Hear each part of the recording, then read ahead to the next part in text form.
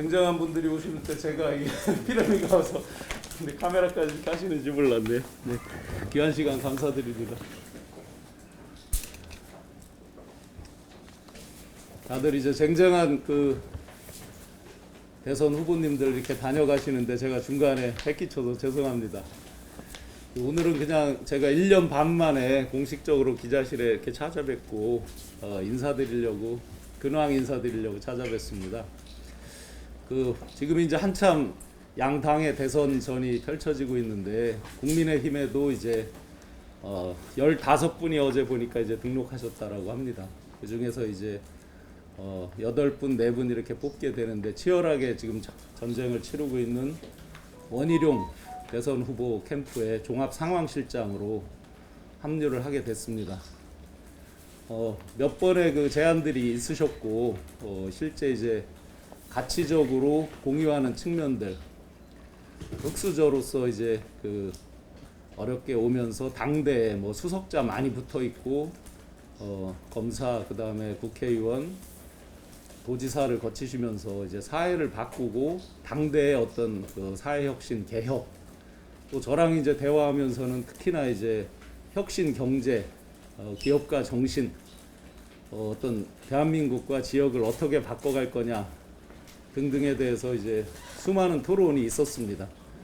실제 이제 밤새 소주를 기울이면서 나눈 그런 대화들도 있었고 하면서 한번 대한민국을 바꾸는 기적을 우리 젊은 개혁 세력의 멤버들이 만들어 보자라고 의기투합이 돼서 선거 캠프 전체를 관장하는 종합 상황실장으로 그렇게 공식적으로 합류를 하게 됐습니다. 아마 이제 원희룡 그 원팀 캠프인데요, 정식 이름이 원팀 캠프에서 이제 공식 조직을 다 오픈을 할 겁니다. 그래서 김용태 전 사무총장이었던 김용태 삼선 의원 김용태 그 의원이 총괄 선대본부장으로 합류해서 계시고요. 제가 이제 종합 상황실장을 맡고 있고 이태용 전 총리실 민정 실장님께서 총괄 기획단장으로 또 함께 하고 계십니다. 또 우리 지역에서는 엄태영 의원께서 그 원희룡 그 후보의 지지 포럼인 희망 오름 포럼 그 대표로서 그렇게 활동을 해주고 계십니다. 아마 이제 지역에서 유력한 후보님들이 많이 이렇게 다녀가시고 지금 4위, 5위 이렇게 여론조사가 나오는데요. 저는 이번 이제 그 대선에서 틀림없이 정권 교체가 될 거라고 생각을 합니다. 그 정권 교체의 선봉에서 또 키플레이어가 원희룡이 될 거라고 확신하고 있습니다. 그 여러 이제 지금 논란들로 경선 룰로 이제 여러 이야기들이 있지만 어떤 룰로 정해져도 본선에서 또 예선 4강에서 충분히 실력 발휘가 돼서 최종 후보가 될 거라고 확신을 하고 있고요. 또 그 확신을 가지고 제가 합류를 하고요. 반드시 정권 교체를 이룰 수 있는 주인공이 될 거라고 그렇게 믿고 있습니다. 예, 큰 틀에서 오늘 오랜만에 제가 기자실에 공식적으로 찾아뵌 게 1년 반 만인데 큰 틀에서 이렇게 근황 인사 드리러 찾아뵀습니다. 네, 감사합니다.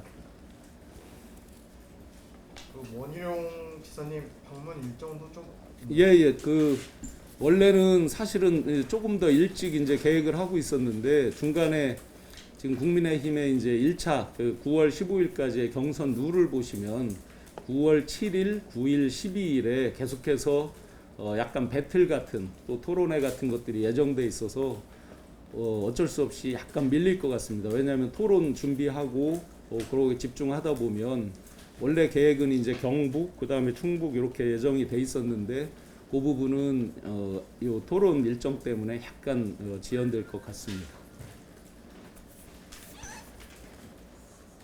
아까 엄 의원님이 네네. 지지 포럼 대표하신다고 그랬는데 예. 그건 이제 포럼이고 예.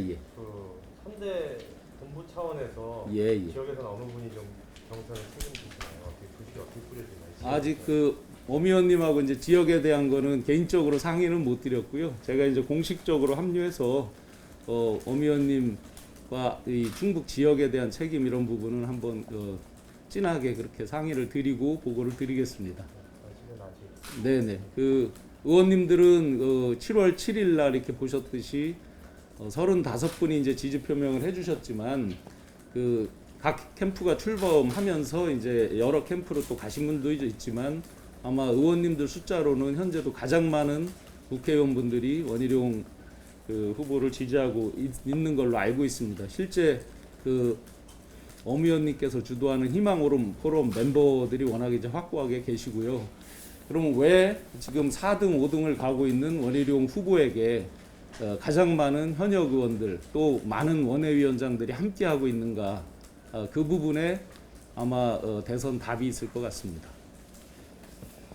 대체로 인정받는 거에 뭐 대표적인 게 다 아시듯이 이제 본선 경쟁력, 본선에 갔을 때 민주당의 그 어떤 후보와도 가장 강력한 본선 경쟁력을 가지고 있다 하는 부분이 이제 제일 키 대답이 될 것 같습니다.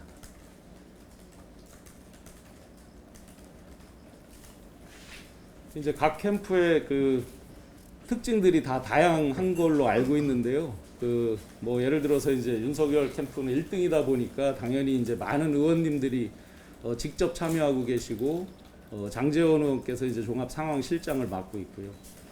또 유승민 후보 캠프는 이제 저랑 같이 모임하고 개인적으로 아주 호영호제 가까운 오신환 전 의원이 이제 종합 상황 실장을 맡고 있고요.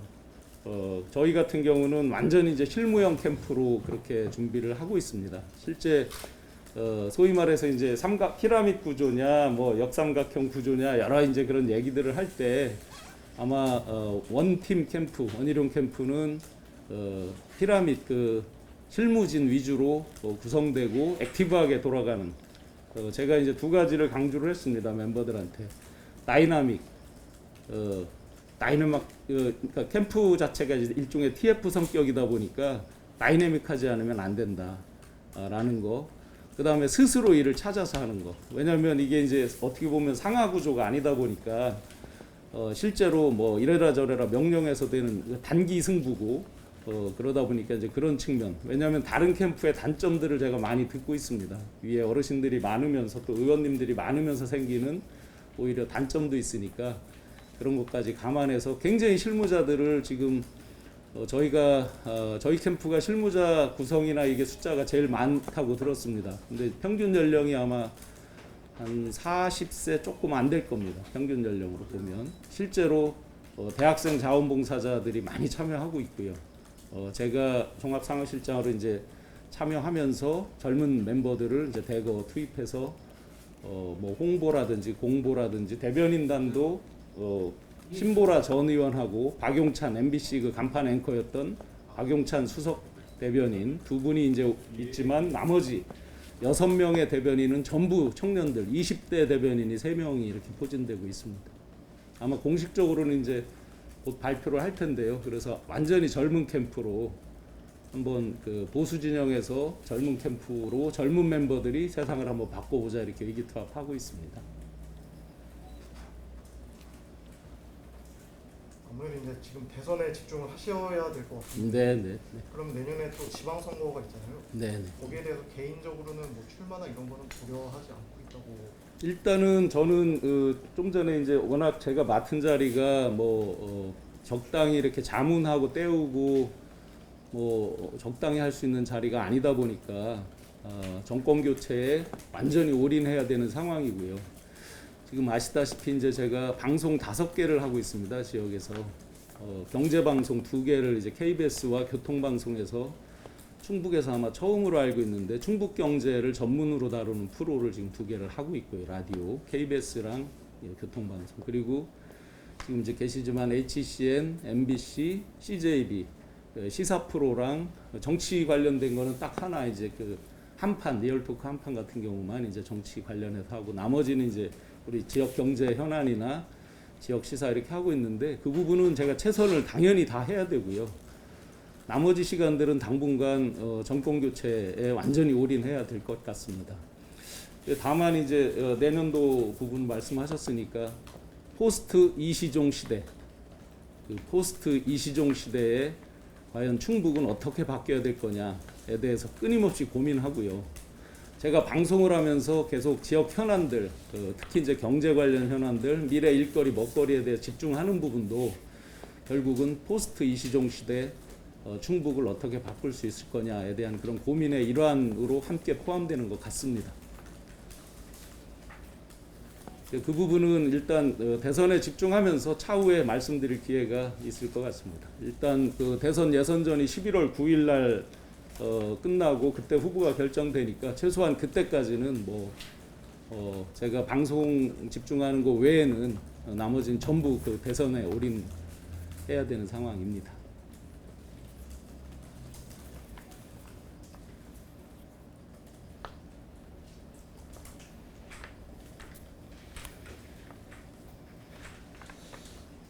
어제 기사를 써주셨던데. 네. 지난 얘기긴 한데 예, 어찌됐든 그 서원 예. 방역위원장 그 지역위원장 응모하셨다가 예, 일단 예. 어찌됐든 그 안 되고 예. 그런 부분들 때문에 이제 좀 생각되는 게 어찌됐든 내년 뭐 지방선거나 이런데 네. 자기 조직이나 네. 또 당내 조직이나 이런 부분들이 좀 약하고 이제 이런 부분들이 이제 그러니까 뭐 내년 지방선거를 준비를 하시려면 사실 네. 그런 부분들도 이제 추스들이고 이제 좀 정리도 하시고 하셔야 될 네, 텐데 네. 예. 그런 부분들에 대해서는 좀 어떤 뭐 네. 대안이나 이런 것들 갖고 계신가요? 일단 서원 부분은 뭐 병가지 상사라고 생각합니다. 정치가 생물이라고 하고 현실 정치에 이제 입문한 입장에서 뭐 병가지 상사 늘 있는 일이라고 생각을 합니다. 오히려 이제 그런 부분들이 제가 저 스스로를 돌아보면서 이제 정치인 신용안으로 제대로 어떻게 보면 처음 태어나는 뭐 그런 계기를 마련해 주지 않나 생각을 하고요. 그런 부분에 대해서 뭐 전혀 제가 흔들리거나 개의할 바가 아니다. 다만 중앙의 지금 변화 노력 또 전국적인 변화 개혁 노력 이런 거에 비춰서 과연 우리 지역의 변화나 개혁 혁신의 그런 노력 모습들은 과연 그게 부합하는가, 지역민들의 니즈에 부합하는가 하는 것들은 제가 스스로 퀘스천으로 남겨두고요. 아마 그거는 아마 지역민들께서 같이 평가할 거라고 보고요. 그다음에 이제 그 조직이나 이런 부분에 대해서는 물론 제가 조직에 대해서 소홀히 하진 않습니다. 특히나 다 기억하시지만 제가 어려울 때 출마했을 때도 저와 함께 해주신 많은 분들이 계십니다. 하나도 흐트러지지 않고 같이 하고 있습니다. 거기에 이제 당의 기관 조직들 뭐 여러 가지 이제 그 같이 함께하는 분들이 있지만 그 동안에 이제 어떤 지역의 흐름 이런 부분에 대해서는 제가 다시 한번 재정비하고 그런 노력들을 사실은 밤마다 계속 또 많은 분들을 또 낮에 이렇게 커피 한잔 하면서 뵈면서 많은 부분들을 함께 하고 있는데 뭐 일일이 또 말씀드릴 기회도 있을 것 같습니다. 그래서 조직에 대한 부분 당연히 소홀히 하지 않고 있고요. 마지막으로 이제 이준석 대표가 얘기할 때 바람이 조직을 못 이긴다 이제 이런 얘기를 했죠. 아마 내년 선거가 또 3월 그 상당 선거도 마찬가지 있다면 그것도 마찬가지일 것이고 지방선거 아마 대선과 날짜가 맞물려 있다 보니까 많은 그 기자님들이 기사 써주셨듯이 아마 그 바람이 굉장히 많이 좌우할 거로 생각은 합니다. 근데 단순히 바람에 의지하는 건 아니지만 제가 승부하는 소구점은 단순히 그냥 당내 지역 조직 이렇게만은 아니고 제가 평소에 SNS 같은 거 보셨으면 알지만 지역민들 사이에서 승부하고자 합니다. 뭐 뚜벅이로 그 택시만 버스만 타고 다닌 지 4년 넘었고요. 주로 이제 만나는 분들이 그 서민층들 뭐 중고차 매매하시는 분들, 식당 자영업 하시는 분들 뭐 이렇게 해서 거의 대부분의 모임이나 뭐 적십자 로타리 이런 이제 공적인 그 봉사활동은 당연하고요. 그렇게 해서 밑바닥에서 입 다물고 온 지 벌써 몇 년 그렇게 됐습니다.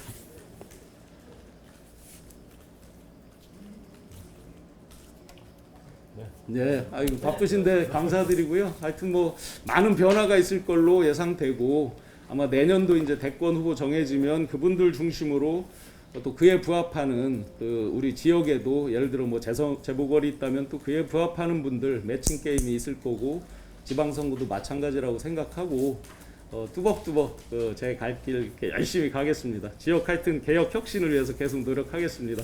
감사합니다. 네, 고맙습니다. 네, 감사합니다.